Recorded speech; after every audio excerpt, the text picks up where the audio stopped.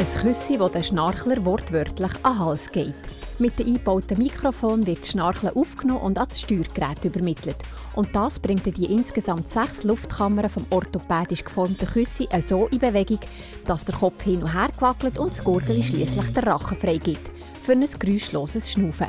Das Antischnarchküssi Sissel Silentium gibt es für 890 Franken im ausgesuchten Fachhandel oder unter sissel.ch.